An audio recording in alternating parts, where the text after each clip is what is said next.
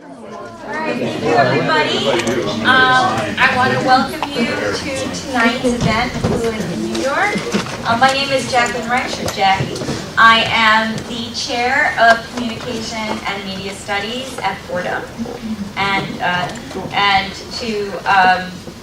to some people I've been teasing Paul's boss. But not really. He was really, if you know Paul, he's kind of the boss. So there you go. I want to thank you all for coming tonight. This is a really exciting event. There's a couple of people that I want to thank who are here and who are not here for helping us get this event together. I want to thank my great colleague Paul Levinson for organizing this event. It's so exciting, and he wrote me over the summer and said, "Can we do this?" And I said, "Yes." And so we've been working on this. I also want to thank my assistant Claudia Rivera and our educational technologist Chris Vicari, who really got everything set up today. And we're so great. They came over, they sent pictures to us. Here's the setup, here's how it looks. I want to introduce and thank Hopton Campbell, who is the director of the Walsh Multimedia Center at Fordham College Rose Hill, who is filming us tonight. And so who else? We have Garrett Broad, also a member of my department. Am I singing for the department? I don't think so. Nobody. So I'm not a media ecologist. I'm a film historian, and I'm proud to say, though, that one of my favorite moments of all time in film is the scene with Marshall McLuhan and it is the reason why, in fact, I only choose to write about dead people. Which is true. And I'm actually an area of specialization is Italian cinema, I was just telling Pablo, and stardom, but I only write about dead stars. So, without further ado, again, welcome for this really great event. Some people have traveled far distances and bore lots of traffic and suffering and pain and suffering to get here. And I welcome you. Without further ado, I'd like to introduce Paolo Granata, who is the academic coordinator at of the Book and Media Studies program at the University of Toronto, St. Michael's College.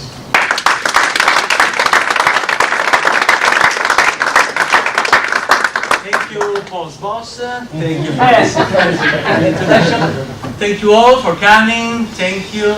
On behalf of St. Michael's College in the University of Toronto, I want to welcome all of you. I know there are some St. Mike's alumni in the audience, so thank you all for coming.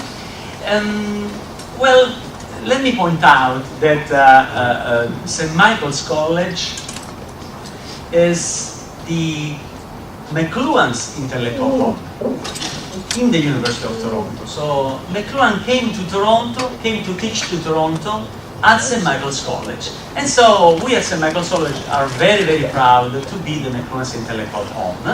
Also the president of St. Michael's College, David Moroni, I'm bringing some greetings even in his behalf.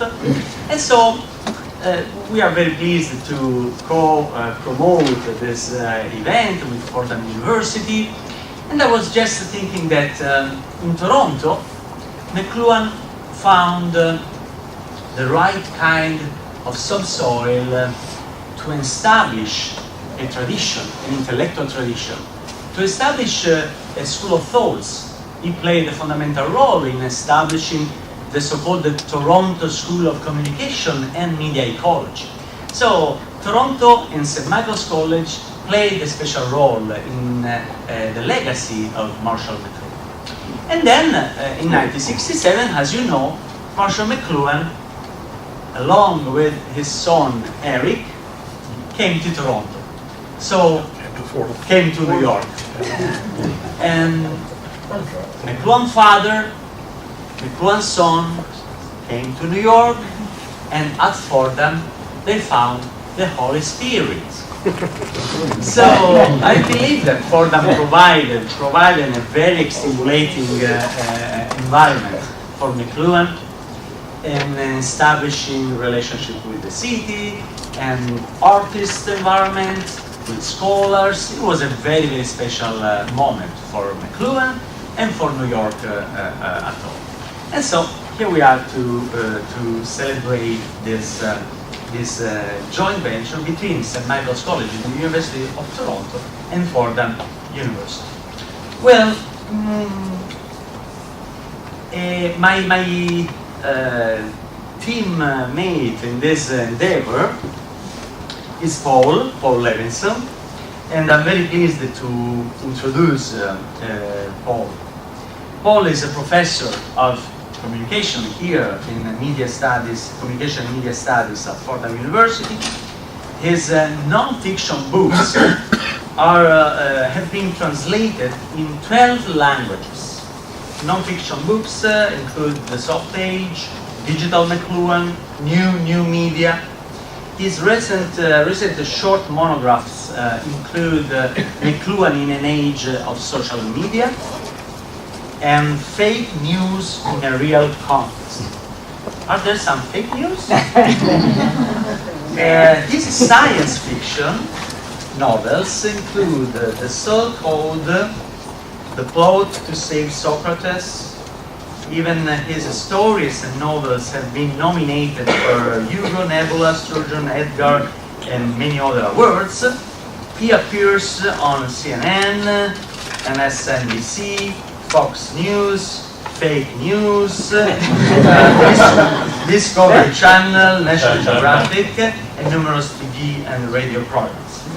So, in 1962, he published even an LP. He's a player, a guitar player, a singer, Twice Upon a Rhyme. So a very polymath and an artist, an integral artist, as McLuhan used to say. And just a final note, 1977, I was 1 year old, and I was just 4 years. And the journal, etc., the journal Review on General Semantics, published for the first time ever McLuhan's article on the laws of media. Guess who introduced Marshall McLuhan and laws of media in general semantics? Paul Levinson. Thank you.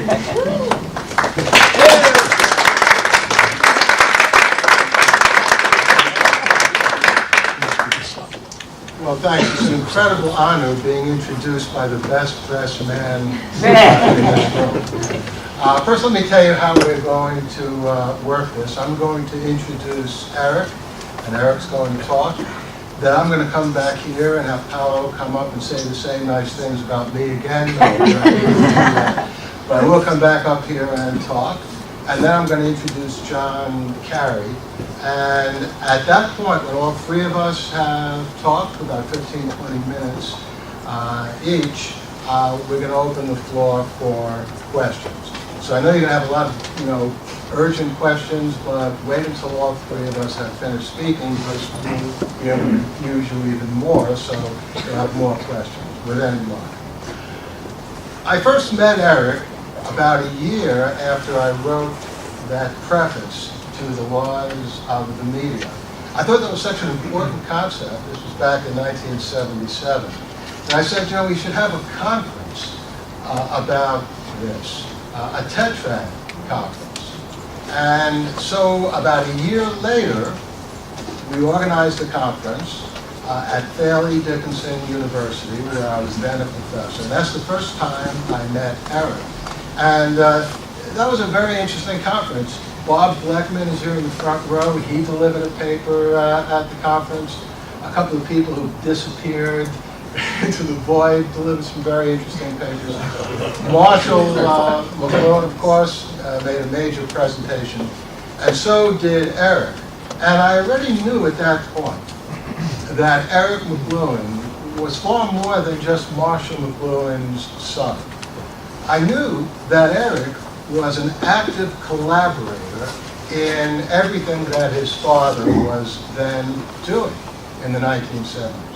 So Eric was not only here in that 1967-68 year at Fordham with his father, but he continued working with his father. And in particular, he did important work, Eric did, of his own, and in collaboration with his father on the tetrads. So I was not at all surprised when in 1985, a few years after Marshall had passed on, Eric came out with a book called The Laws of Media. And that, to this day, is the preeminent, basically the only book totally devoted to tetrads. Or it actually was the only book until just about a week or two ago. And we try to be very current here in Fordham. When another book was published, and that book, as a matter of fact, is back there on the book table if anybody wants to buy a copy after the talk. That book is called The Lost Tetrads, and as the title suggests, this book consists of tetrads that were not part of the 1985 publication. God knows where Eric scrounged around to find them, but he did. And by the way, in between those two books, Eric also wrote and co-wrote posthumously with his father a whole bunch of books. So Eric presumably is now going to talk to us about the lost tetrads. And I say the word presumably because I learned a long time ago with Marshall that when a McLuhan is up here talking, you never know what they're going to tell you.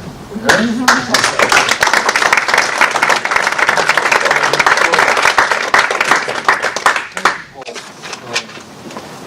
My father always liked to lead off the talk with a joke. And it broke the ice a little, not that there's any ice in the room at the moment. So, metaphor. But here's one that he told on occasion back in 1967. I've got a collection of them. A chap at the embassy downtown was told to go out to Kennedy and pick up a Russian diplomat who's coming in on a flight. So he went out there in a cab, got there just in time. Traffic was getting pretty bad. It was about rush hour, and you know what that's like. And the diplomat got in the car, and they struck up a conversation. And the diplomat, of course, his first visit to New York or to anywhere in the States, he was rubbernecking at everything that was going on. He noticed the billboards, and they didn't have it back home in Mother Russia. And one in particular struck his attention because they were parked beside it in traffic. And it had the sign, "Take X-Lax and feel younger fast." Well, he was puzzled to know, and he asked the American rep, what does that mean? And the American was a little flustered. He wasn't quite sure how to explain this. But about then, the car picked up speed, and they were traveling through Harlem, I guess, on their way downtown. And they passed a pharmacy, and the American told the driver, "Stop here for a moment." He raced inside and got a package of X-Lax. You see this coming, don't you? Boy. So he got back in the vehicle, handed it over to the Russian, who promptly opened it and gobbled down 6 or 8. About 20 minutes later, they were about 3/4 of the way down to their destination at the embassy, and the American turned to him and said, "Well, are you feeling any younger?" Yeah. And the Russian said, "I don't know really, but I've just done something rather childish." Yeah.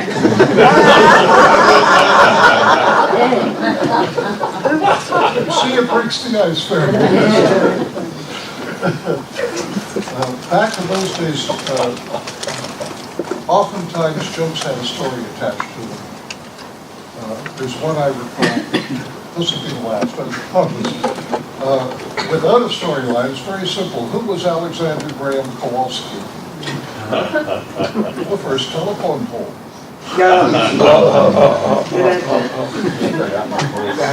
Whoops. Well, I got a better reception for the first one. Let's move on a bit. I'd like to to speak a little bit about that magical year that we had here at Fordham, the Schweitzer year. In fact, I gathered that a couple of students in that year are planning to be here. Is anyone here from them? Jackie?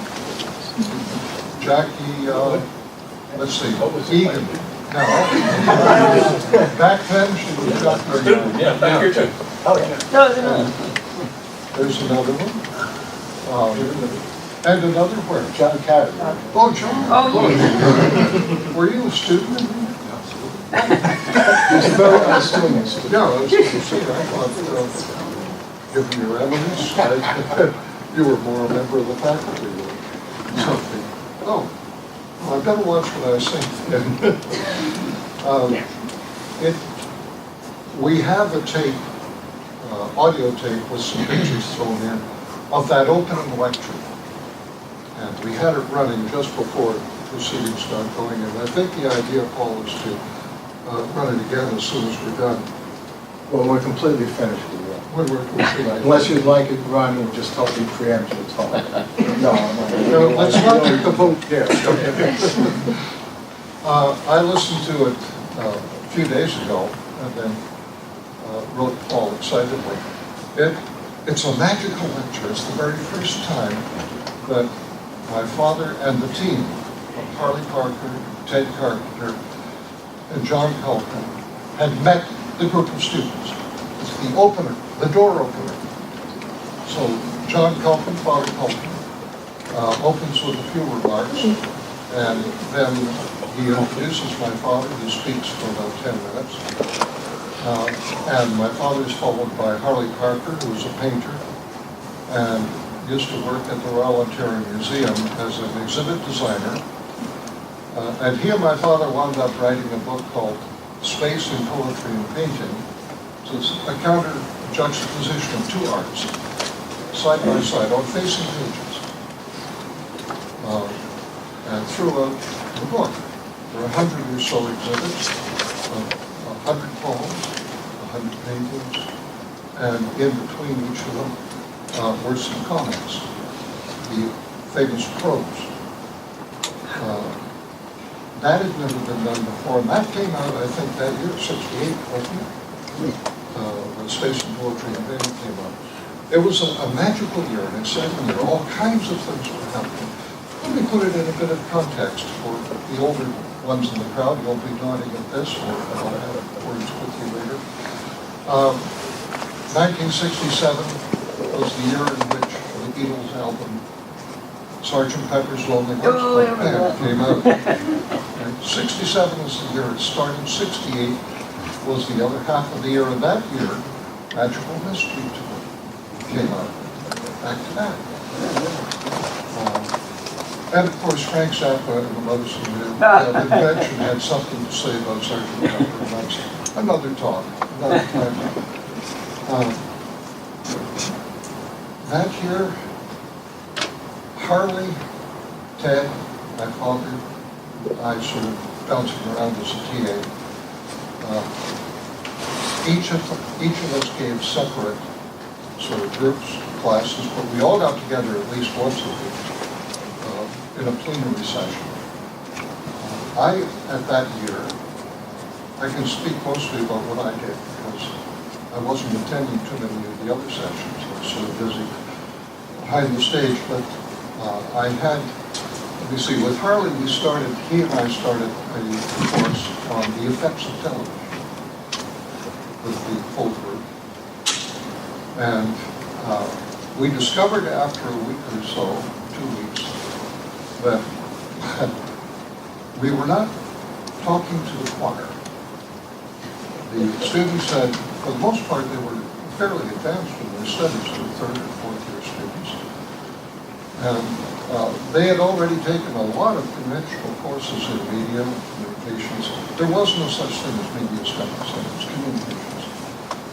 But communications courses in film, history, film technique, and so on. Film as an art form, television, the same, radio, the same. They had quite a lot of preparation. So they were ready for this off-the-wall lunch. And Harley and I found that we were hitting the wall. We didn't know how to get through them, but they sure weren't buying what we were selling. Don't be shy, come on. Good to see you. You can tell me that. He's over. There's nothing that makes you more popular than an SRO crowd. So it's much better than having it happen to empty. Anyway, we got together that evening after the second lecture. We dumped out, what are we going to do? How do we get through to this thing? And we came up with the idea of doing an experiment on the students, using them as subjects, not just as observers. And we wanted to start with some way of demonstrating the difference between film and TV. This is a big piece of the discussion. They're both moving image media. They seem to have a lot in common. They have soundtracks, but they don't have the same effect. How do you demonstrate it? Especially in TV, and by the way, color TV was just hitting the street in 1967. There were not very many color sets around, and they were great, big, enormous, clunky things. So TV was brand new, and people were very interested in the programs, and that's where their attention was focused. So we came up with the idea of a one difference test of the difference between film and television. What we did was this: we nipped around the corner to the AV room and got out the standard classroom movie projector, 16mm projector all over the wall. I'm sure you all know what I mean. There were a few of them around that took us recently, and then everything went digital.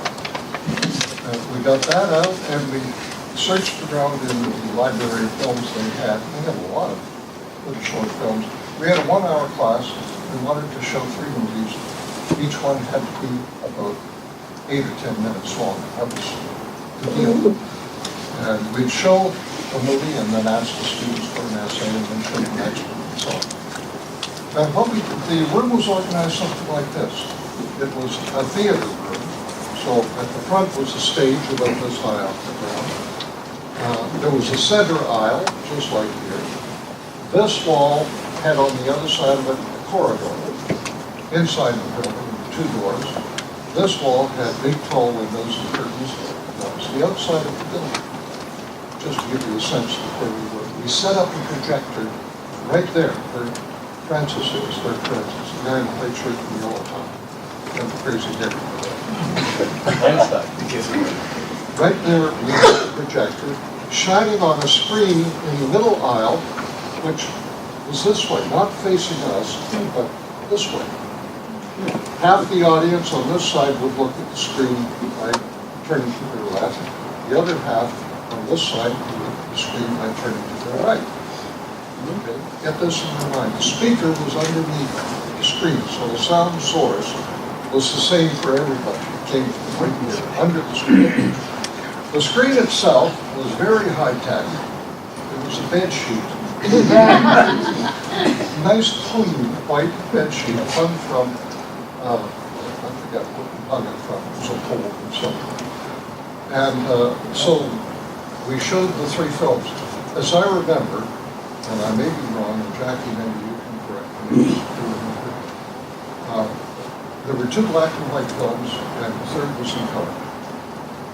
I forget which was first. I think it was an Encyclopedia Britannica, a training movie, schoolroom, sort of educational film, which, you know, was just sort of obituary or teaching. It was a British voice, very cultured, reading the script, not very interesting, about the nesting habits of a certain kind of bird. There were a lot of pictures of birds flying around and thundering about nests they made in the tops of fence posts, fence posts. Really heart-stopping stuff. So at the end of that, we asked everybody, take out a sheet of paper, just write us a half a page or a page of comments, whatever you want. we were very careful not to say, well, write this way or write about that. We let them write out and just tell us how you react to that. What do you think? And they were not to put their names on the papers, just whether they were on the reflected light side, watching the image bounce off the screen, film file, or on the transmitted light side, watching the light come through the screen. That was the one difference. Reflected light or transmitted light. So like that. We were waiting for you. You might step down to this. You want to get standing room.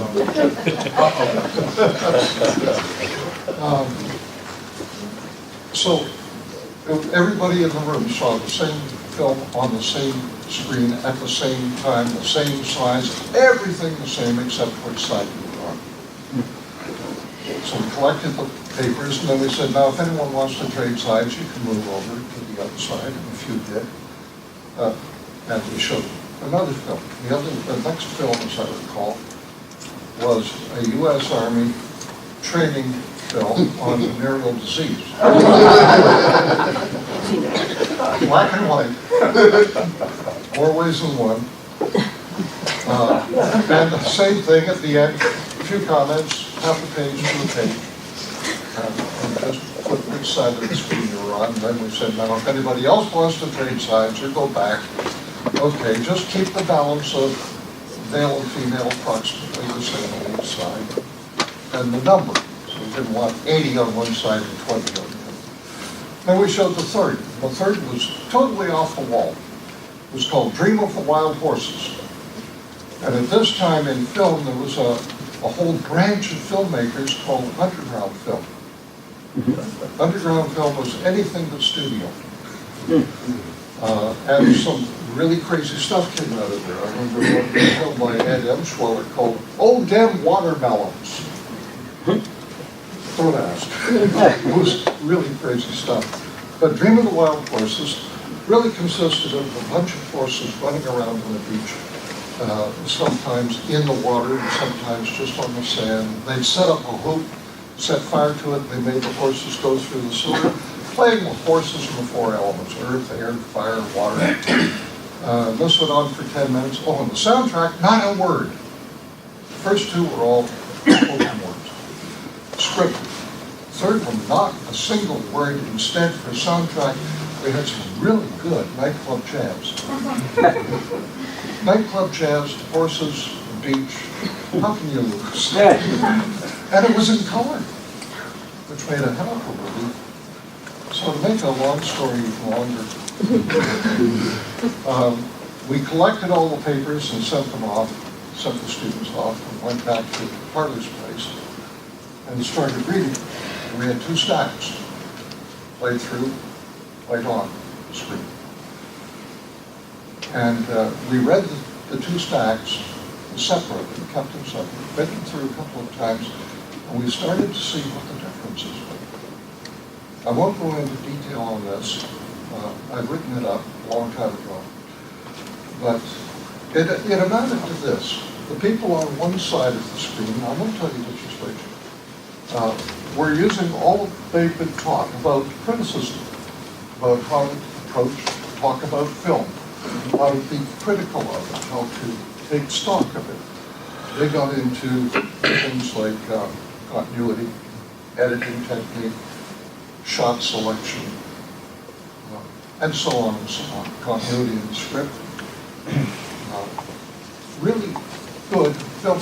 You get the same thing in the New York Press from Clive Barnes and Judy Press, who were the top-notch critics at the time. And the people on the other side of the screen talked about themselves and how it felt and what they thought about it. They talked about symbolism in the movies. And that's kind of easy with Dream of the Wild Horses. There's nothing else to talk about. They go, oh, they went crazy about color. They loved color. But symbolism in a film about birds' nests or BB, very good. Let me summarize it this way. One group approached film and the experience as something that happened over there, and they were being rather objective about things. The other group approached the film and the experience as an experience they had. They were concerned about the effect and the meaning of the film. The objective bunch didn't care too much about the meaning, they were being objective. Now, which side was which? What do you think? Which side was the objective side? Reflected light or transmitted light? Reflected. I'm sorry? Objective is Reflected light or objectivity? Absolutely right. Absolutely right. The film side, the reflected light side, still has objectivity. And the transmitted light side were all wrapped up in themselves, in their experience. Well, next week came, and we reported this to the students, and they shut up. We didn't have any arguments after that. So we made the point. These are different things. I should mention that I've run the thing a few times since then, in various other places. In one case, let me see, I had faculty and grad students during the summer at the University of Toronto, and we used Buster Keaton's movie, The Railroader, which is actually a pretty funny movie. Even though I said that, it's my Canadian half wants to be certain, because it's a Canadian film. And we put it on the screen, same thing, two sides. And the funny thing is, it is a comedy, and only one side of the screen is laughing. One side didn't. Which raises another question we'll get to in a minute. Now, a member of the audience, one member of the audience was a real expert on left and right brain. He was a brain surgeon, Marshall McLuhan, from Toronto General Hospital, which was about a 10-minute walk from where we're doing this. And he was in the audience. He was on the deadpan side. And he couldn't, every so often he'd hear laughs coming from the other side of the screen. So he got up, he tiptoed around just to make sure they were watching the same thing. He couldn't believe it. Well, we made a believer out of him with that. Needless to say, of course, you may now have a sense of why television gives us a laugh track, and movies never do. You ever see a movie with a laugh track? No. No. You won't either. Unless it's a movie about television using laugh tracks. This was a groundbreaking experiment. It was done here at Fordham with the students and the faculty participating. And it needs to be redone now in the age of digital media as one way to explore the difference between digital media and things like television, for example. Because digital media have not only swallowed these older forms like film and television and color TV and all of the various formats of TV, but it's transformed them into art forms. And digital media themselves are undergoing continual transformation right now. So there's a whole range of experiments that need to be done. And I'm mentioning this to you because I know you all have very deep pockets. And I'd like to subsidize some of this work. But give it a thought. Give it a try. Some of the other things that went on, my father and my father had an operation to remove a brain tumor halfway through the proceedings. And so he was absent for a few weeks. And that was done downtown here at Columbia Presbyterian by Lester Mount, who was the premier expert in exactly this kind of operation. And he was on the operating table 24 hours straight. Teams relieving each other in shifts. John Culkin and I, Father Culkin and I, stayed throughout the whole thing. We're out in the hallway. Every so often we get published work. My father, that was a remark, and so I mentioned it.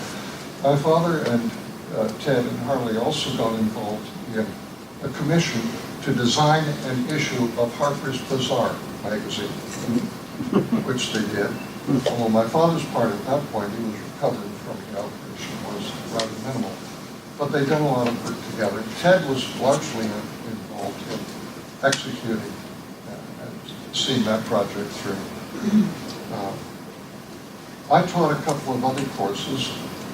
I did a course in Finnegan's Wake.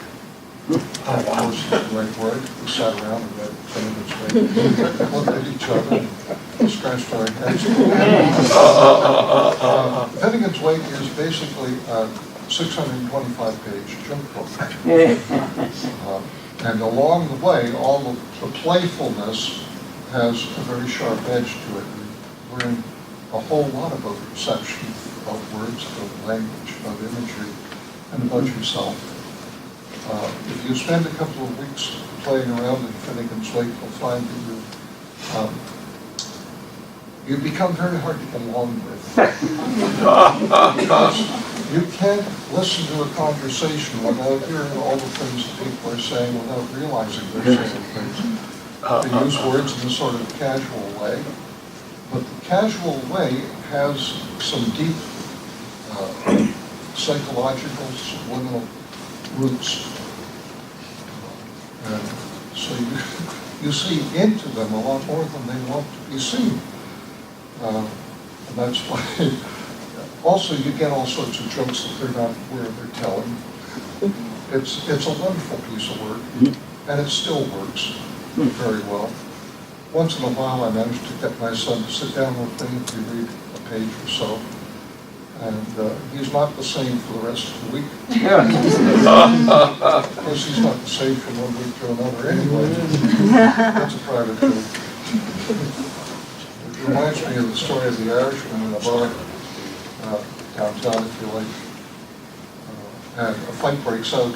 The Irishman gets up, goes over and taps one of the others, one of the combatants on the shoulder, and says, "Pardon me, is this a private fight, or can anyone join in?" That was one of my father's favorites. I also taught a course, a short one, on high-speed reading techniques. Whenever a technology is going into obsolescence, it suddenly gets very experimental. And in the 60s, reading and literacy were getting very experimental. Reading, high-speed reading courses were all around the place. There were lots of techniques and means using stethoscopes and various kinds of technology, all of which, by the way, you can throw out because we had the proper course, the right way to do it. And that's another story. Right at the moment, if you look around you, you can see examples of this in operation. About 10 years ago, we suddenly started to invent literacies. There's now film literacy, and radio literacy, and motor car literacy, and heaven help us, all kinds of literacies. It's a sign that literacy itself is horrible. There's a Greek myth that covers this. Slay the Hydra. The Hydra was a monster in the swamp of Lerna that was terrorizing towns. But the myth held that if you cut off her head, it will kill the Hydra, but in its place, it will sprout dozens, hundreds of little ones. And that's what happened. We killed off the head of literacy, which means we killed the audience, the readership. And in its place, we have hundreds of little baby literacies. This is a general principle of obsolescence. Obsolescence doesn't mean the end of anything. It means the beginning of a new phase. So look around you. Look what's happened to cars in the last 15 years, 20 years. You don't get the great big box containers. They're gone, they're dead. in their place all kinds of novelties. And they don't give the same satisfactions as the old car.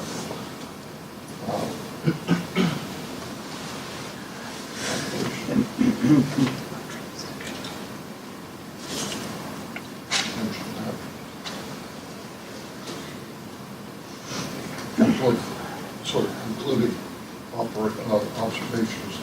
One, everything we predicted in 67 or 8 has come true. And there are several people here who can confirm or deny that from having been there. A second thing I would mention is the absolute importance of technique for studying perception in media, not ideas. The ideas or the idea of content is neutralized in its effectiveness by getting all the attention. It's like the bait, the worm on the hook. The fish notices the worm, samples it, tells other fish, hey, worms. They get together, they form a seminar, then pretty soon they have a conference about moral obligation to live with worms. Good worms, bad worms. Are these good for you? Maybe we should have another conference to study the moral implications of worms and vermicularity. And so, meantime, the hook does the job. T.S. Eliot said the meaning of the poem is like the choice piece of meat the burglar carries when he visits your place. To keep the dog busy. He throws it out, a nice hunk of steak, and the dog goes for that and leaves the burglar alone so that he can get to work. The meaning of a poem has that significance. Eliot said quite a number of things, contentious things. That's a very useful image because it works. It's true. And the people, there are two schools of criticism in media study. The content school and the ecology school, which ought to be looking at the media themselves, not the content, not the use, not the way it's used. The rallying cry of this group is media are neither good nor bad in themselves. It's how they are used that determines their moral significance, their goodness or their badness to society, the culture as a whole. These are the people who hold conferences about worms. These are the dogs distracted by the choice piece of meat. The other side looks at the media themselves. And medium is another word for environment. Every new technology brings with it a whole environment of supporting services and disservices. And it's that environment which everybody ignores that has the transforming effect. I like to use a very simple example, and I'll shut up. It's time to give other people a chance to talk. The one I like is the car, motor car. I just mentioned cars and changes in cars. And everybody's concerned about the car, its usefulness and so on. Nobody notices the medium of the car. Now, if you ask the question, what's the medium of the car made of? Right away you know it's not cars. Medium of the car is the road, the network. And the reorganization of cities, relations between work and living, suburbs were created. Before then you had railheads, the city, centralized city. With the car, suddenly it blew the city. And oil supplies, and engineering, and so on and so on. All the rest is the medium. And it's that that changes. It's just as true of the iPhone. What it's used for doesn't matter. What's it do? How does it rearrange your life? That's a good place to end. Thank you.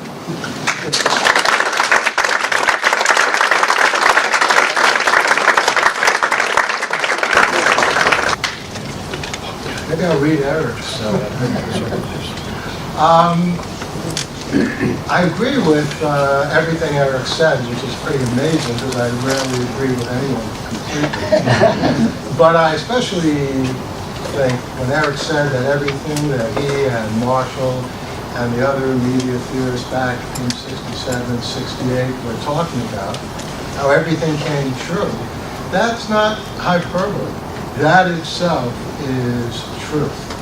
So it turns out, Donald Trump said, I think about a week or two ago, but it's hard to keep track, that he thinks, he's not sure, but maybe he came up with the term fake news. He certainly is its leading practitioner, but he certainly didn't come up with the term.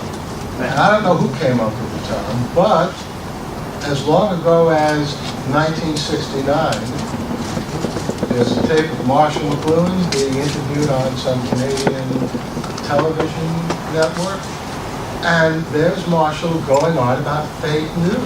He says all broadcast news is fake. And unsurprisingly, what Marshall was saying then about fake news was far more subtle than actually even what anyone, not only Trump, has been saying about fake news recently. Because McLuhan wasn't just saying that it's false. He was saying something much more profound. He was saying that whatever you see on television is not as it actually was.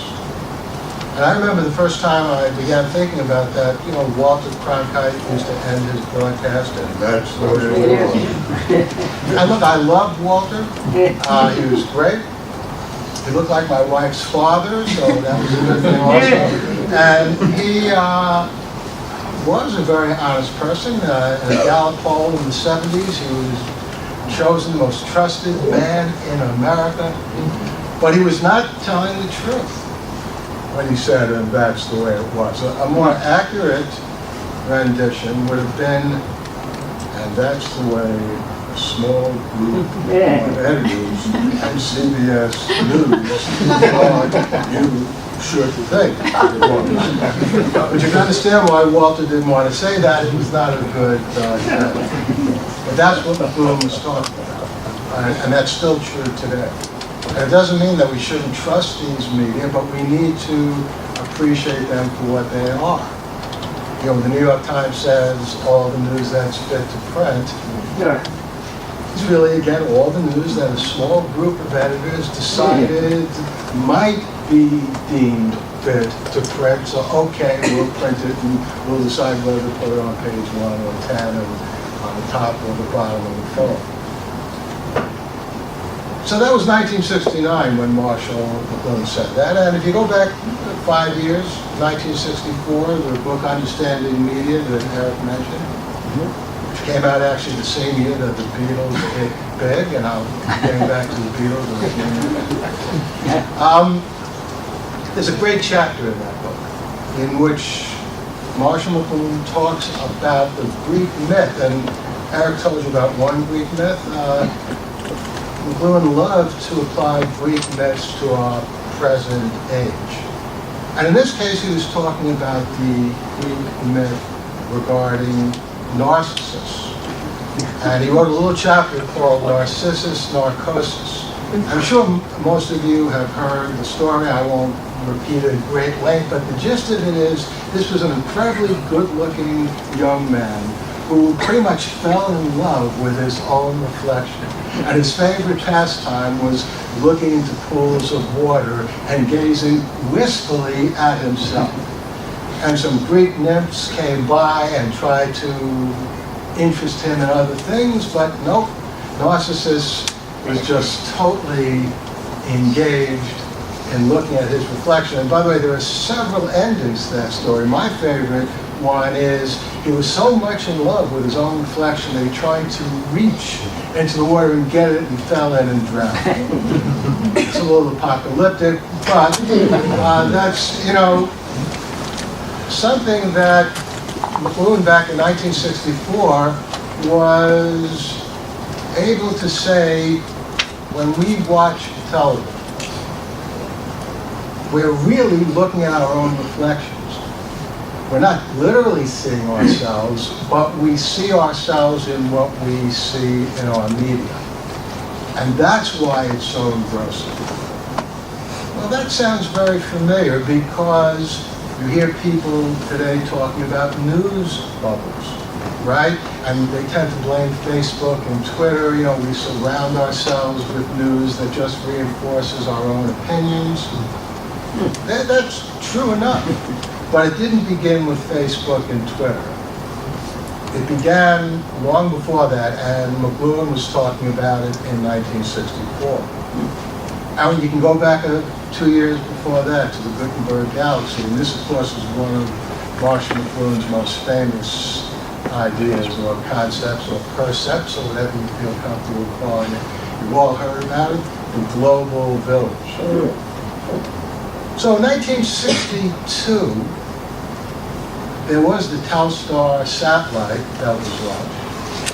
That's probably what got Marshall McLuhan thinking about that. But there wasn't much of a global village.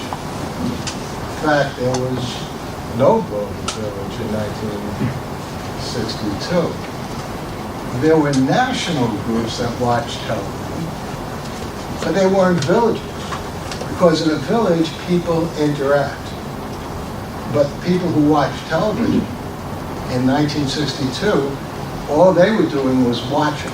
They weren't communicating. So it was really a village of voyeurs. Almost, if you want to get like into horror movies, a village of the damned. But again, you don't have to get that apocalyptic either. But the point about that is, here is McLuhan writing this in 1962.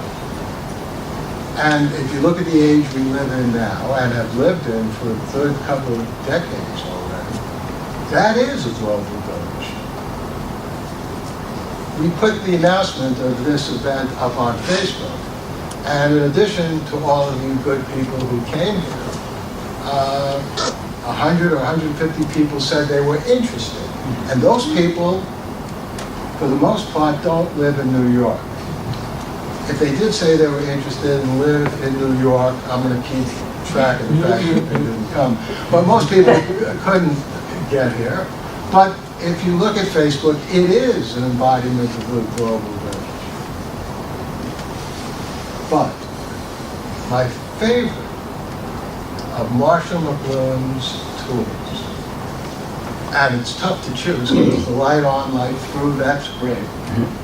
When you begin to understand McLuhan's ideas, you're like a kid in a candy shop because everything is fascinating. But my favorite has always been the tetrad. And if you're talking about predicting, the tetrad has in it, in its four-part structure, at that fourth part of the structure, literally something that points at the future. So let's do a tetrad on television, which was the big deal in the 1960s and 70s. First part of the tetrad is it amplifies or enhances something. What does television amplify or enhance? Well, immediate audio-visual communication. What does it obsolescence? Radio. Television replaced radio. Jack Benny moved from radio to television. Had a little bit of a problem because he was getting pretty old already, and that's when he started saying, I'm 39, I'm 39, when he was like 109. Nobody knew what he looked like on radio, but he had a very successful television show. By the way, as Eric correctly pointed out, and as I'll get to in a couple of minutes, this didn't mean that radio was dead. Not at all. It just meant that radio had been pushed into the background. That's what obsolescence is. Or to use the Gestalt psychology term, television pushed radio from figure into ground. The third part of the tetrad is it retrieves something which previously had been pushed into the background. And in the case of television, it retrieved the audio-visual mode of communication. But the most interesting part of the tetrad, I always thought, was the fourth part. And it went under several names. Sometimes it was called reversal. sometimes McLuhan liked to say, television flipped into something else. If you think about the tetrad as a wheel, you can think of it as a rolling of the wheel. So what did television flip into? Well, back in the 70s, when I first became aware of the tetrad, and this is one of the fun things about the tetrad, you can have all kinds of possibilities that you plug into its structure. So back in the 1970s, what was television going to flip into? Well, one possibility was holography, right? Two-dimensional television becomes three-dimensional. Guess what? That didn't happen. And I was actually talking about that, so unlike Eric and Marshall, and those people back in the 60s, that was a prediction that still hasn't happened. But another possibility was the sort of regimentation, the almost dictatorial television by appointment that network television insisted upon in those days. Well, cable television overthrew that. And so traditional network television burst into cable television.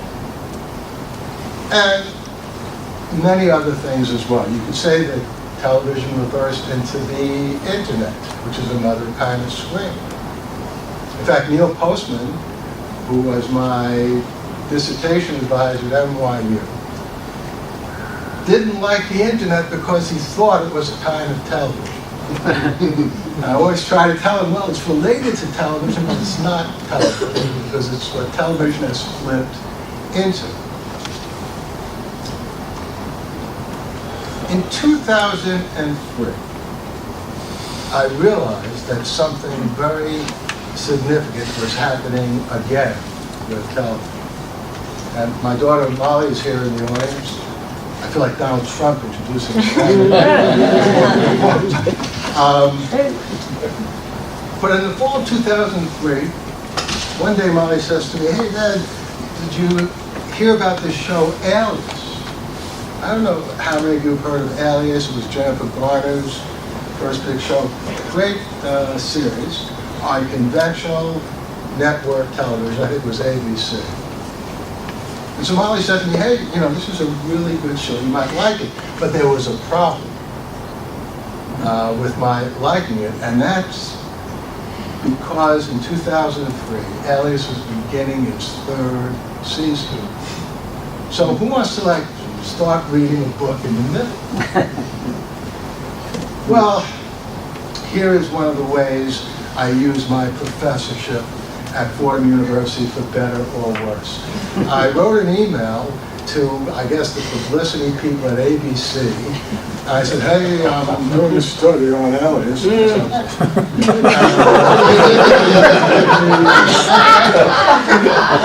Sure enough, when I was later, I get like every single episode of Alias. By the way, just to show you how honorable I am, I did actually write an article on Alias, and it's published in the Smart Pop series of books on natural culture. It was about 2 years later. But I didn't know I was going to write my own.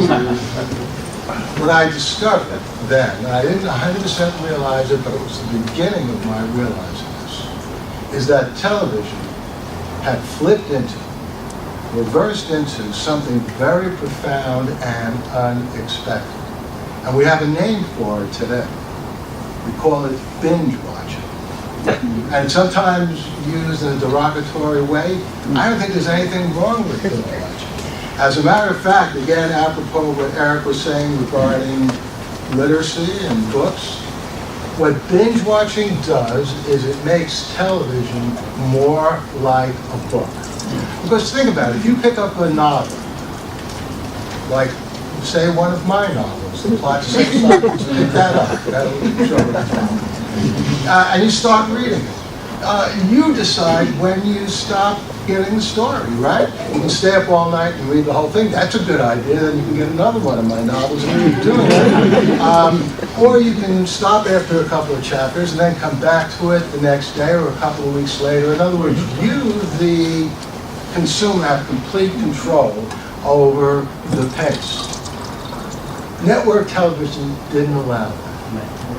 The VCR began to allow it if you were able to record a whole series, but it was cumbersome. By 2003, you could begin to get DVDs in video stores, and pretty soon after, Netflix began. And so now, for the first time, if you discovered a television series, you could see it, you could read the television series as you would a book. And so, whether it's House of Cards on Netflix, whether it's The Man on the High Castle, In the High Castle, on Amazon, there are dozens of these series. More than dozens, there are probably hundreds now. And what they are books. So I began realizing that in 2003. But I'm the kind of person, I don't like just thinking about something, putting a, mark in a column, checking it off. Okay, television is now reversed into binge watching. I like to keep the process going. So for the last couple of years, I've been thinking about what is binge watching going to reverse into. So this brings us to this past May, okay, May 2007. I'm driving up to Cape Cod in my new Prius, which I got only because my old Prius died, because I'm an incredible cheapskate. And not only that, in this new Prius, there is Sirius XM radio, which was there free. They give it to you free for 3 months. Now, you might ask, why did I get this earlier? Again, my point about being an incredible cheapskate. And I've actually been on Sirius XM radio interview, but I didn't feel like paying for it. I guess I could have listened to them again, pulled out the old professor. Think of it. Anyhow, here I am. It's the end of May. I'm driving up to Cape Cod. And I've been listening for the last 3 or 4 days, not to MSNBC, which is what I first started listening to, being such a devoted professor, wanting to stay up on the news. But I heard that there was a new channel, the Beatles channel, that was going to be playing nothing but Beatles music, 24 hours a day. Not only Beatles music, but various shows about the Beatles, Peter Asher's, from Me to You, Peter Asher, Peter and Fordham, who did World Without Love. Dennis Elsas, who is a disc jockey at our own WFEV-FM. He has a great show, The Fab Four. So I was just listening to this. And then I heard this on the radio. I can't tell you how I feel. My heart is like a wheel. Let me roll it. That, in case you didn't recognize was Paul McCartney's song with Wings in 1973. It was the flip side of his better-known hit, Jet. And I realized the moment that I heard that play, that I was witnessing, actually ear-witnessing, the flip of the tetrad. It was rolling into something else. Binge watching television had rolled into binge listening satellite radio. Now that might sound like a superficial point, or Levinson is just so crazy about the Beatles, letting that mix into his theory. That's true. But there is something I think very significant about binge listening in contrast to binge watching. For example, what's the longest stretch that we could watch on television? Well, it depends how you do the accounting. I Love Lucy has been around since the 1950s, and you can watch I Love Lucy now, so that's a pretty long stretch. But how many years was I Love Lucy? 3 or 4 or 5 years? 3 years, right? And then it was like the Lucy show, and then she broke up with Desi, and so it wasn't that long. Lucy, Lucy, Lucy, it was only on for a few years, so if you try to binge watch Lucy, you're going to get the same thing over and over. All right, well, let's look at it another way. What about Star Trek? Star Trek begins in the mid-60s, TOS, as it's called in the industry, the original series. Then there's Star Trek: The Next Generation, Rachel, then a whole bunch of other series, movies. CBS just came out with a new Star Trek series, Discovery, but I haven't seen it beyond the original because, again, CF cheapskate. I don't feel like paying for the new service is enough for me. So Star Trek has gone a long way, but if you binge watch Star Trek, you're going to get not only different episodes, which would be the equivalent of different songs, but you get different actors, right? It's not the same. William Shatner did not appear in every Star Trek episode throughout all the series and the movies. No one has. But now let's look at binge listen to radio in the case of the Beatles channel. On the Beatles channel, you can hear Paul McCartney not only singing the song that I just sang, but you can hear him and the other Beatles back when they were the choirmen in the late 1950s. You can hear everything through the 1960s, their early songs, what happened when they began to get more serious songs like Nowhere Man, when they went into their psychedelic era. You can hear what happens when the Beatles break up.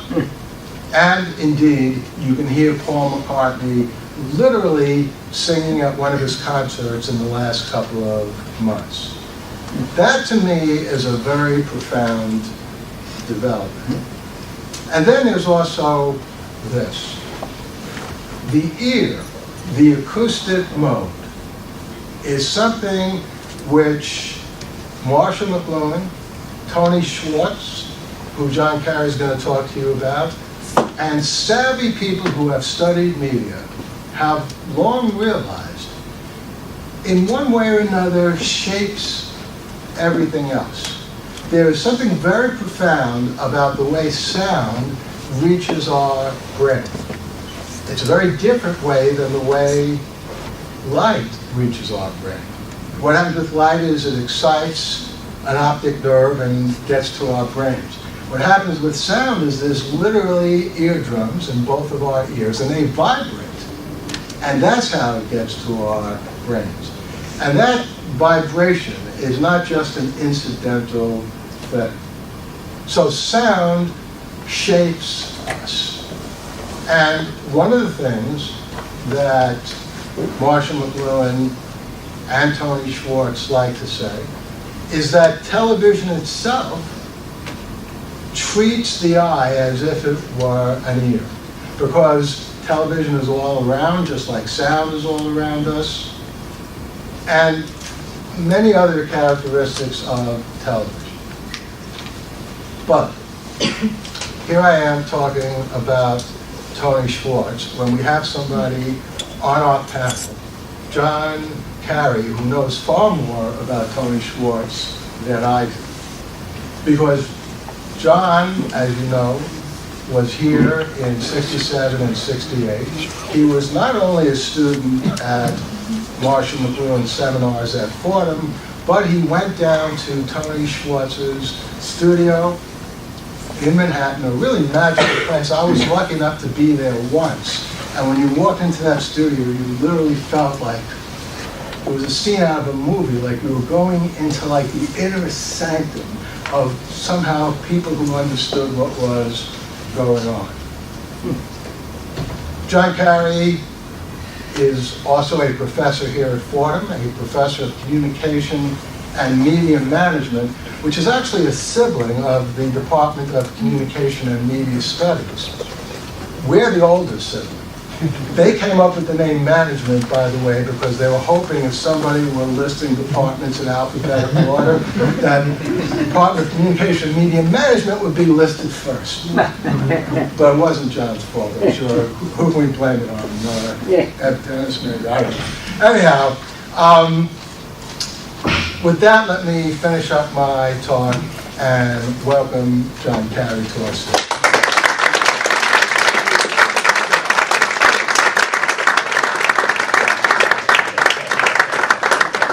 I'm here to talk about the response of the board, but in order to do that, I have to talk about his author, Tony Schwartz. And I know some of you know him and some don't. For my money, he was one of the most powerful communicators in the 20th century. He lived right around the corner here, on 56th Street, just off 10th Avenue. He taught at Fordham, but that's I'm ahead of the story. I just want to briefly give you a sense of his career in 4 phases, which overlap quite a bit. The first has to do with folk music, and he's collecting it from people all over the world, and he's working with poor folk singers at the time, Harry Belafonte, Pete Seeger, and he's preparing tapes so they can take them to the studios and try and get a contract. His next phase is sort of soundscapes. He produced over a dozen records about really the city of New York, and he took ordinary things and made them extraordinary. It could be children playing a game. It could be the zookeeper. It could be someone selling pens on the street. But he brought them alive. So these are some of his records. He had an album about taxi drivers. Mundo is probably the most famous street musician in the history. And he did about a dozen records like this. So this is sort of phase 2. Then he's starting to get into the commercial world. And at first, he's very well known for using children in commercials. Now, what you need to know is, up until this time, they didn't use children in commercials. They used women pretending to be children because they thought you couldn't direct children. And Tony said, what's the problem? So he became famous for a while as just that, this specialist who could direct children. But that's like an early part of his work. Now, another thing I have to tell you about his work, he was very influenced by posters. He worked for the armed forces during World War II creating posters. And then he worked for a very famous French poster artist after the war. Now, what does a poster do? It takes simple but powerful visuals and attaches a message to them. And what he did in his most famous commercials was to use a simple but powerful visual and then let the sound do the work to grab you and move you in a certain direction. So he had, for example, one of his most famous commercials was a Coca-Cola commercial, and all it was a Coca-Cola bottle, a glass of Coca-Cola. And all the sound was coming from his class in the Dalton School, which is another thing I need to tell you about him. He rarely used actors. He did use announcers, because announcers were not like anything in the real world. But for characters in a commercial, why would you have an actor playing a postman when you can have a real postman being a postman?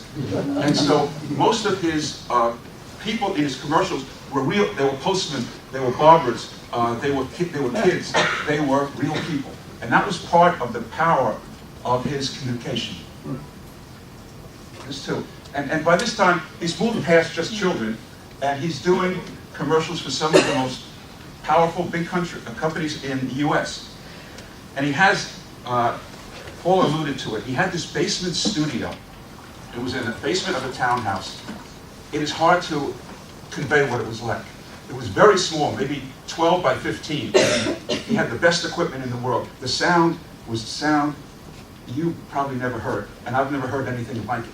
So the moguls of Madison Avenue are coming into his basement studio, and they're there because many of them are like the Mad Men episode people. They think he's going to make them even more money, and he did, because he won award after award. What was really amusing about it was these people in their, I guess then it was a $500 suit, and they had been at the 21 the day before with the 3 martini lunch, and they come into Tony's studio and they get a hero sandwich and a soft drink from Rocco's sandwich shop around the corner. And it's a totally different world, but they actually loved it because it was so different. I'm going to show you two examples of his work at the end. Okay, so his first commercial in politics, he hadn't done any political commercials. And the Doyle Dane Burnback group that was doing Johnson's campaign said to him, you know, could you do a political commercial? And he said, I have it. It's over here on the shelf. Because he had actually done it, a version of it for the United Nations 2 years earlier. So this was the famous Daisy commercial, which I think many of you know. It was only played once, and it went viral. And a lot of the concepts we talk about today, social media, viral media, he was doing all of it. So it plays once, it's considered by some the most powerful commercial, it's also considered by some the most infamous commercial. And the big point about it was, he's talking about, all right, how does the commercial work? You see a little girl and she's picking daisies, and she's counting, and she miscounts 3, 7, 5, then it gets up to 9, and now it zooms in on her eye, and it's the countdown for an atomic blast. Now what's interesting about this, Johnson said, is supposed to have said it won the campaign for him. I'm not so sure that he needed this, he would have won anyway. But the big thing is, this had an enormous impact about Goldwater. The thing is, it never mentions Goldwater. And the principle involved here is really the core of what we're going to get at with the responsive chord. He was using feelings that people already had. He was just drawing them out. People had those feelings about Goldwater. They saw this, the little girl, the atomic bomb, my God, and so all of their negative feelings about Goldwater emerged. The Republicans cried foul, but it was played again and again and again by the news agencies. Now, okay, I have a couple of things here. The most powerful politicians in the world, this is Jimmy Carter taking a break watching television between takes. Ted Kennedy, he did dozens of senatorial and gubernatorial campaigns, 5 presidential campaigns. I was there for a lot of them. The most powerful campaign he did, the candidate lost. And it's not written in the history books at all, but I'm going to tell you it. It was the campaign for Humphrey against Nixon. Now what you have to remember is it's 1968. Everything is going against the Democrats. Martin Luther King is assassinated. The anti-war movement drives Johnson out of the White House. Looks like Robert Kennedy's going to get it, he's assassinated. The Democratic convention turns into a riot.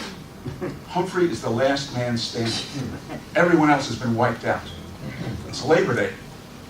And he's 24 points behind in the polls against Nixon. Okay, so, and then the main thing that's going to happen now is the commercials, which Tony is doing, and actually his wife Rena is their principal writer. Come election day, Humphrey lost by 0.3%. So he moved the electorate almost 24 points in 8 weeks.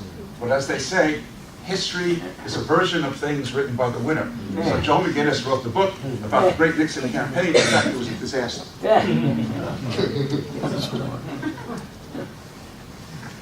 Okay, so now we come to, well, there's one more phase, which is it's out of sync.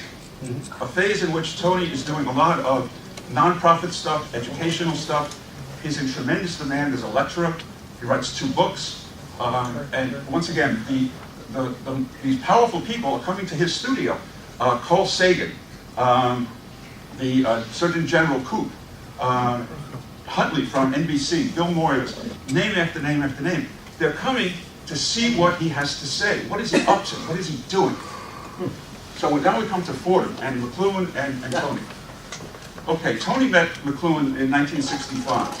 So he knew McLuhan when they were both working here at Fordham. And he was part of this Schweitzer team. John Culkin deserves enormous credit for putting this together. So that's Holly Parker, and that's Ted Carpenter, and that's Marshall, and Tony is down here. Now, McLuhan had an enormous impact on Tony Schwartz. Up until that time, Tony could do all of this really powerful stuff, but he couldn't really articulate it. McLuhan gave him concepts, he gave him a vocabulary, and he gave him confidence. And he said that his work was not just powerful, but important. So now Tony blossoms, and he writes these books, and he's now explaining things that other people are going to be using, and not just him. So here he is in the studio with Marshall and John Culkin. I was lucky enough, with a couple of other people, to be part of this. At the end of the year, he gave me a job, and I worked for him then for several years, actually, after that. This is how I remember him. His studio was just wild with tape and headphones and gear. But then you went in, at first it was like you were, what the hell is going on here? And then you realized what the hell was going on. Okay, so we come to the responsive chord and what its contribution is. And the fact that it was written, 4 decades ago, but I believe, and others do, that it's very modern. And I'll give you a story that I think may give you some evidence for that. Let me just watch my time. 2 years ago, I got a call from a guy. He's the chief technologist for Obama's White House. And he wanted to go into business by himself. And in this crazy world of who knows who, he calls David Tabakoff, who's Bill O'Reilly's executive director. And O'Reilly says to him, oh, what you want to do is what John Carey did a few years ago. Give him a call. So he gives me a call, and as you're doing these things, it's sort of feeling someone out. What did you do? What did you do? And I said, well, I worked for this guy, Tony Schwartz, early on. And he said, the responsive chord, Tony Schwartz? And I said, yeah. And he said, that was required reading for everyone on the communication team of the Obama administration. And it was the cornerstone, one of the cornerstones of the media strategy. Now, what's the core principle? There was a model of communication back in the day, and I think it actually came out of studies about transatlantic phone calls in the 1940s, but that's neither here nor there. There was a model of how you move information. So how does communication work? I have something I want to communicate. I have an idea, something like that. I've got to put it into a form, say words or pictures or sound. Then I have to find a medium, say a letter or a movie or TV or radio or even word of mouth. And then I've got to move that information. And as I move that information, noise can come into the channel. Could be static as in a broadcast signal. Could be people aren't paying attention. Lots of sources of noise. So this message then comes to someone who's receiving it, and the question is, do they get the meaning that was intended by the person sending it? And Tony said he just totally rejected this, as he called it a transportation model of communication. His model was that we create stimuli that we give to people, and that evokes things from them. It evokes feelings, it evokes memories, it evokes attitudes. And so when the person receiving those stimuli are going to create the message with you. You as the communicator are not sending some package to them. You're just delivering certain things, and they with you create the message. Now, especially if you're interested in persuasion, that's really important, because if I'm contributing to the message, there's a greater chance I'm going to believe the message because I helped to create it. Okay, that's the core concept. Now, I just want to play, I hope it's working, 2 examples that illustrate this notion of a responsive chord. That's the name of the book. I don't want to tell you something. I want to strike a responsive chord so that you will join me in the message. And Daisy was a perfect example of that. Most of the meaning in the Daisy was in people's heads and their feelings. Okay, let's see if this is working.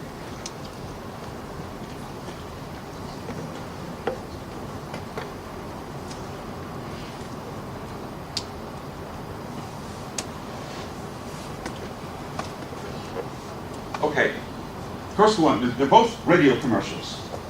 First one is for Bosco. I don't know if people remember, I don't know if Bosco still exists. Does it exist? Okay, chocolate syrup. Yeah. So, there's a piece at the very beginning and the very end that I've cut out.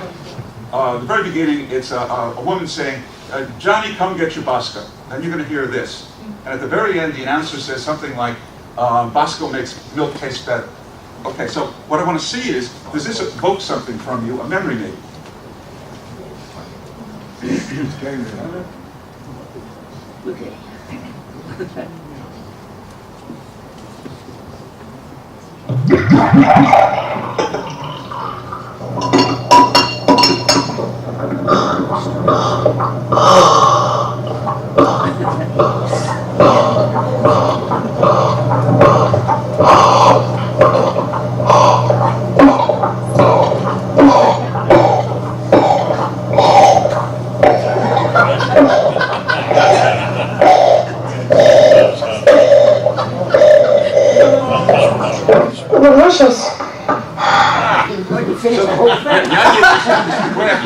know, and then just deliver the final line, which is essentially Bosco's going to make it better. But he's working with a childhood memory maybe of you, or a memory of your children, and it gets your attention, and then B, it probably gives you certain feelings of nostalgia.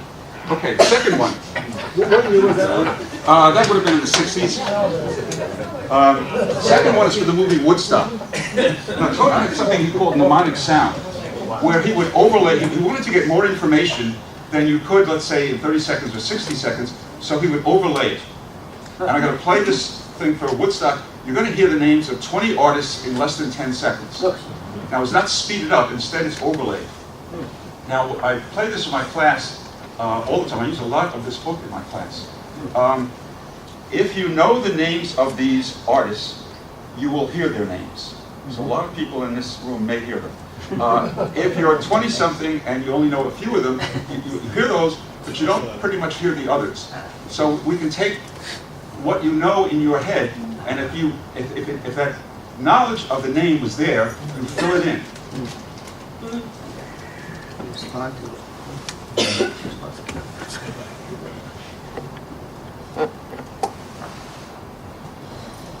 She laughed and talked a lot with new people on the block, but always at evening time. Joan Baez, Country Joe, Crosby, Still, Nash, Jimi Hendrix, Santana, John Sebastian, Shannon Suarez, and years at Stone, The Who. They're all in Woodstock, a movie from Warner Brothers, with a little help from our friend Woodstock. Did you hear the names? All right. That was easy. Now, Paul was talking about XM Radio. I worked for XM Radio in the early days. Did a lot of work for them. The head of programming, who knew I worked for Tony, and knew about this technique, said, do you by any chance have an example of it? Because we want to do it because we have so many names of channels. So I gave him this, and he came back later and he said, it's not working. I gave it to 4 editors, none of them could do it. And what it gets at is, it's not a mechanical thing. Tony had this incredible skill as an editor. And it's sort of, you don't think about that, but he was. Okay, last example is an answer. He did a lot of things for against smoking, against the war, for fire safety. He had what I think was an extraordinary commercial, I don't have it, for against smoking. Now, many commercials against smoking, they tell you about the terrible things that smoking is going to do to you. This is different. It's 2 kids, a boy and a girl, and they're dressing up like their parents. And they're playing, is this how daddy wears his hat? Is this how mommy puts her scarf on? And the announcer comes in as they're still playing. It's a television commercial. And he says, children love to imitate their parents. Children learn by imitating their parents. Do you smoke cigarettes? No. So, in other words, it's not you who are going to get hurt, it's your kids. Okay, I've said enough. I'm done.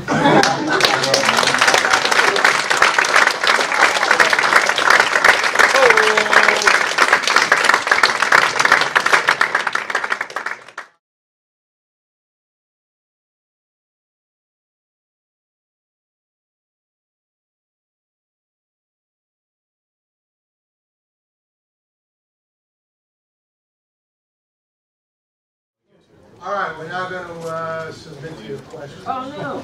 Yeah. Yes. Great. Wonderful presentation tonight, gentlemen. And I thought I had to be here. I'm a graduate of the University of Toronto and also the Fordham Preparatory School at Rose Hill. So I thought I would really combine the 2 institutions tonight. And the question is for Eric. Eric, how did New York and that year shape Marshall? We know that he, obviously, through Understanding Media and other works, very well known in the United States, but in 1967 he came to the media capital of the world. And how did that shape his career and later work? And great to have you here in New York. Thank you for coming. Thank you. I've got you real poser. You think he found himself surrounded by people that he'd been observing from a distance. And it was a completely different kind of experience. He always said it was a wonderful thing to live in a backward country. Canada, because he could look over the fence, you see, and see what his neighbors were up to. And much more clearly than the people involved in it could see themselves. You have to sometimes get outside. So now he found himself on the inside, looking out. And he learned an enormous amount. Quite a lot from Tony Schwartz, of course. They had a huge number of conversations, and Tony wasn't at all subtle about it. Anybody who came into his house, the house was wired, and he was taken from the moment you entered until you left. He learned a lot from people in advertising. He'd been observing advertising and advertisers from a distance. The Canadian industry was somewhat in its infancy. And the madmen in New York were very sophisticated. In fact, he got teamed up with one, John Schwartz, who ran Information Incorporated. And they started a newsletter for businessmen called the Viewline newsletter, because Canada had a string of radar stations up in the north called the Distant Early Warning Line, the Viewline. And the idea was they were listening for anything the Russians would send over the top of the world in this direction. And he thought of his own media study as being a kind of Viewline. Use my techniques and you can see stuff coming, but other people won't. And so he had a chance to test some of those things and watch their operation close up. Other than that, New York was, well, heck, it's New York, it's excitement. He met all kinds of people. We had Jack Parr as a neighbor from the Bronxville area and went over to his place a few times. He had a great admiration for Steve Allen and learned a huge amount from a little innocent book Steve wrote called The Funny Man. And it opens with, or very early in the book, the line, "The funny man is a man with a grievance," which it doesn't take much thinking to say, oh yeah, no kidding. Things like, now take my wife. Please. I don't need to tell you who that is. And the Irishman joke I told earlier, straight grievance. Some of them are very complex. But he said at one point while he was here that part of the solution to the problems that the English and the French were having could be ameliorated if they'd start telling French jokes. Would take the edge off. And it's quite true, people will do that. You might keep that in mind right now, about things going on around us here. The comedians don't find some of this stuff funny at all. But it's the very things that aren't funny that you have to play with. When you're really uptight, when you're really afraid of something or disturbed by it, you can't play. And part of regaining sanity is getting playback. I once had, now I'm way off topic, sorry. I once had a roommate who had just been released from a mental institution, and he was back in circulation. And I often told jokes with him, and it was funny to watch his reactions, because he'd be watching me and waiting for the cue that this is where you laugh. He'd forgotten how to laugh, forgotten how to play. He was mad in both senses. they're close to each other. But that sort of thing, that kind of observation was made possible by being here, and of course by association with John Culkin, who was deeply involved in film, not just as theory, but he knew a whole lot of people in Hollywood, and I was on a first-name basis with him. In fact, he introduced me to a film conference once as, "Ladies and gentlemen, son of Tarzan."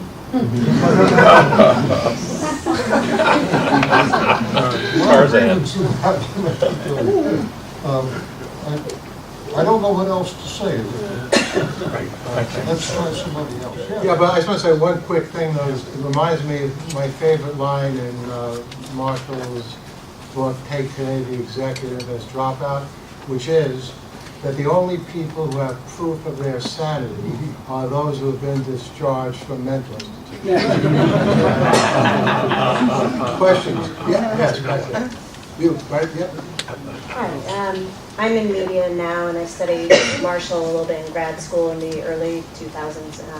I was wondering what any of you thought he might think of the way media is distributed nowadays. So many articles by different media sources are translated to readers through social media, Facebook, Twitter, Instagram, whatever it might be.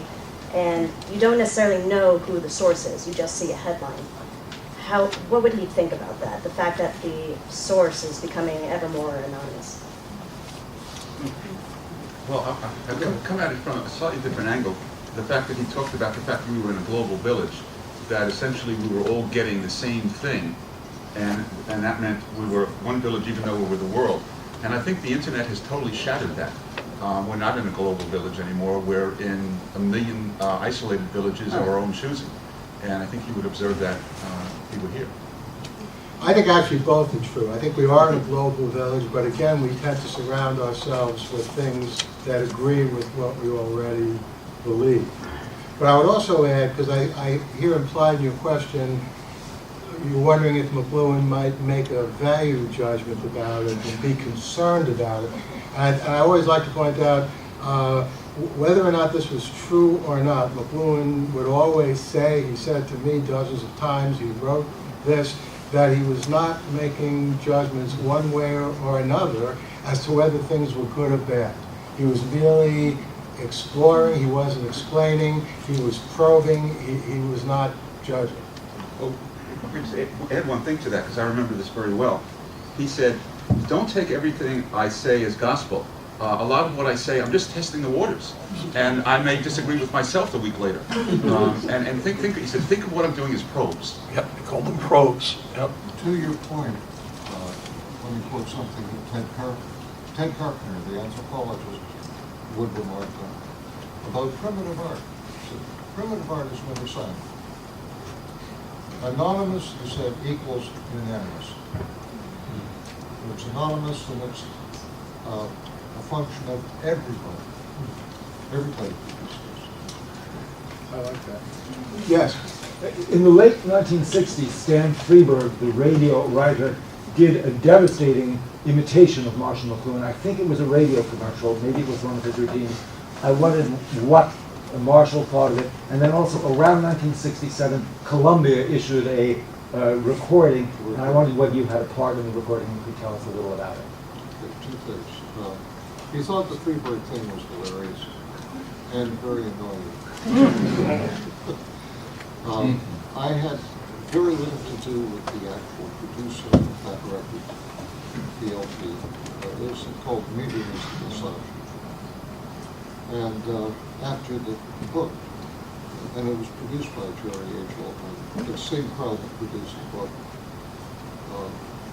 I had very little to do with it. I observed a couple of recording sessions. And I was on the sidelines when Mac was looking at the script. Well, I think that answers the question. Did it have his imprimatur? Oh, well, yeah, he participated. Question? Bob? So although you said that McLuhan was not professing the truth, he was probing and so forth, it was enormously comforting, it still is, 50 years later, to have that kind of ethnographic, ethnographer from Mars point of view that he had. About 5 years ago, Sarah Fishko, who produces a series for NPR about various personalities and ideas from the 20th century, spoke to my class at Pratt where I teach. And I asked her, and some of the students asked her, said, who was the McLuhan of, at that time it was 2010 or 2012? And she said, I don't know. I don't think there is anybody. I mean, is there a McLuhan equivalent or some version of that comforting probe-like voice or voices? No, they can't, it's ipso facto impossible for there to be another McLuhan because... Hey, wait a minute.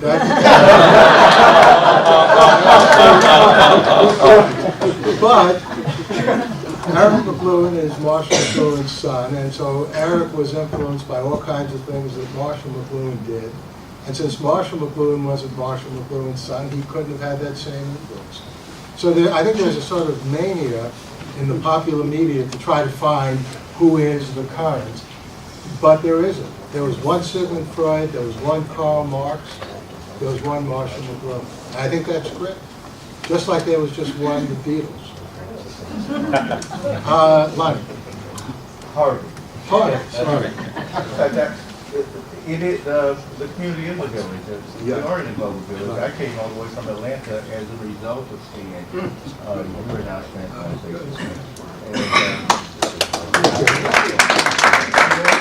when I was a junior in college, way back in the 1970s, I was always fascinated by his influence that the media is a message.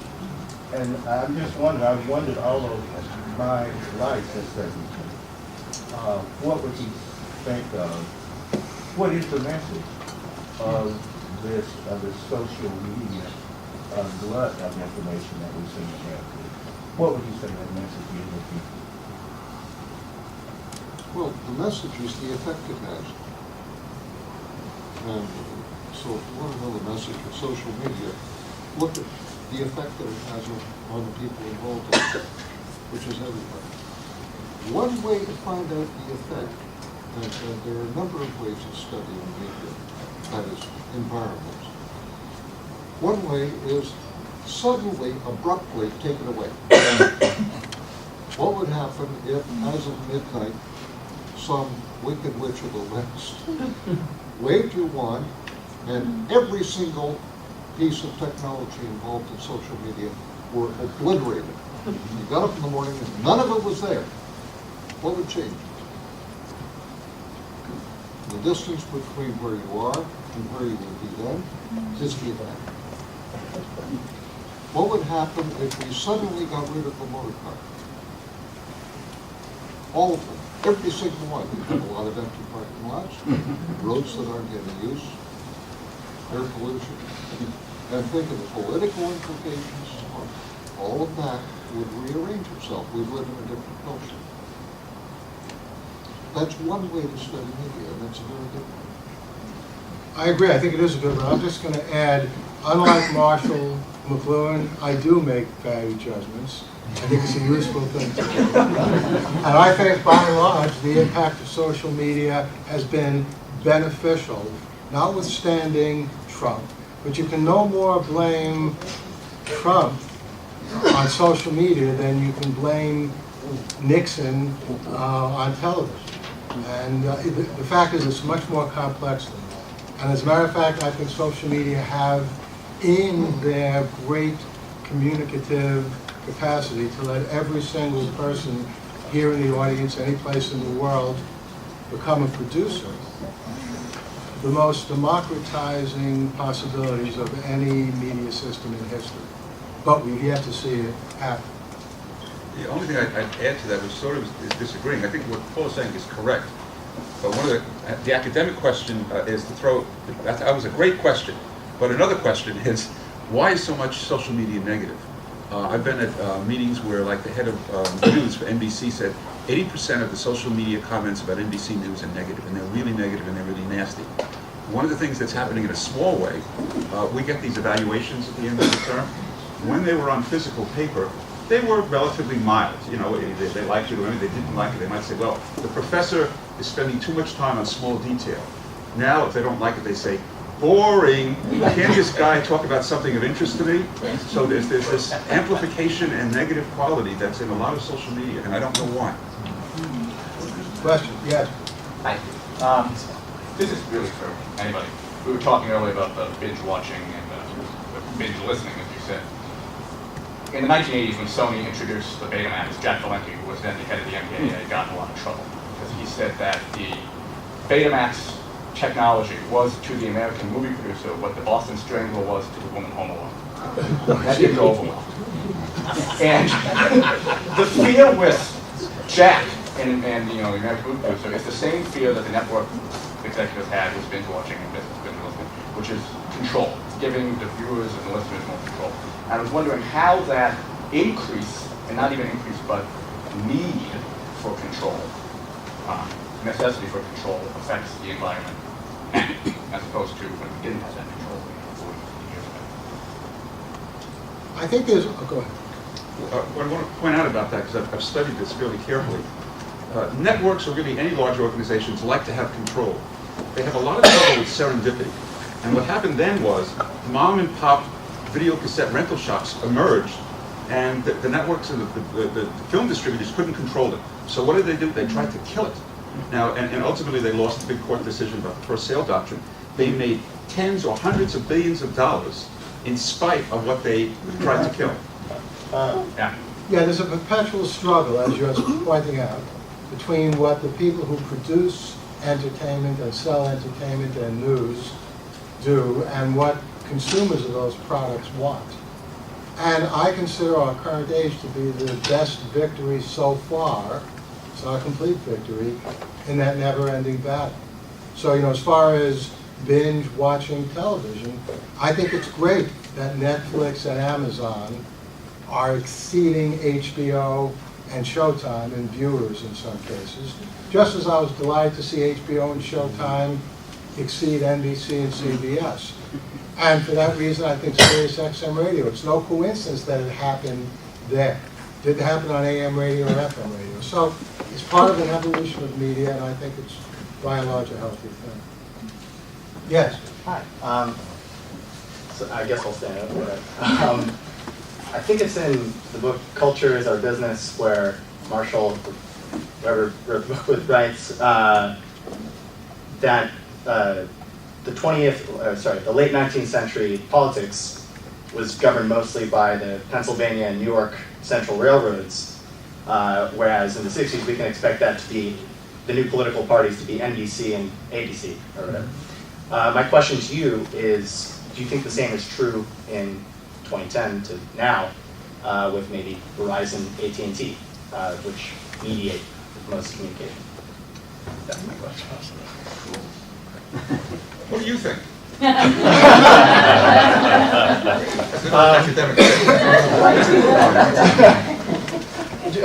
Would you like me to answer that? Yes. Oh, okay.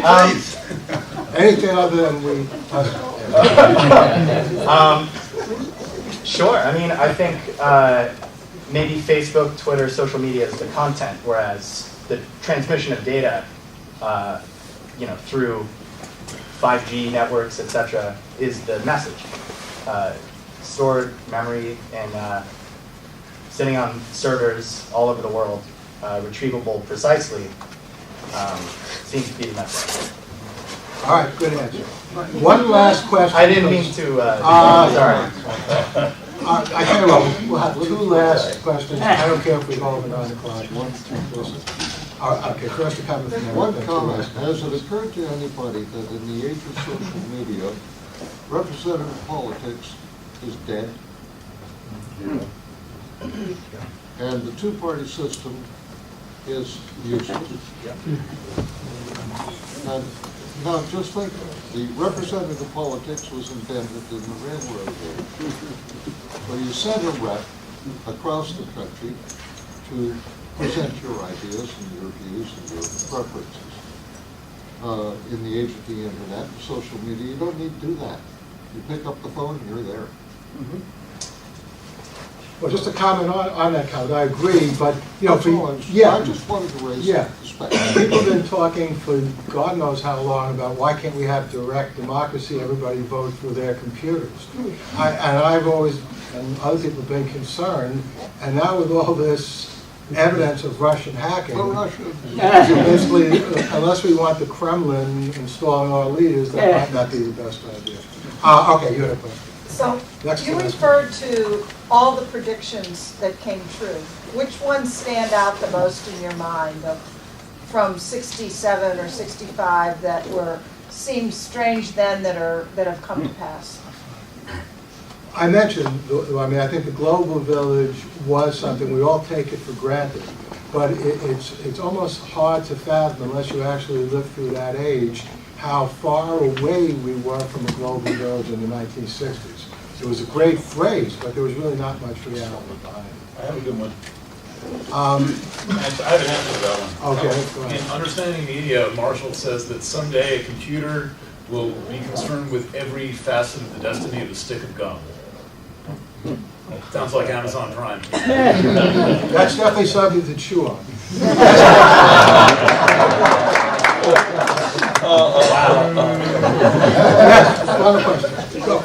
So in 1967, the environment would have been television, according to Marshall. So he's here in 67 and 68, and Tony Schwartz and others, it's television. So what is the environment today? Is it the same environment, or has it changed? And what is that environment? Well, we're all carrying it, you know, in our pockets or somewhere. It's this. It's a screen. It has images on it. You can get sound from it. It has things that are printed. But it's no longer sitting around the living room or bedroom watching television. Listen, we have some books in the back, including The Lost Tetrad, Eric's new book, including The Responsive Chord, including a couple of other interesting books. I want to thank all of you. I also just want to take a quick moment to convey Terry McLuhan's greetings. She was listed on the program. She wished she could be here, but she couldn't. But we did get Eric. So listen, thank you very much.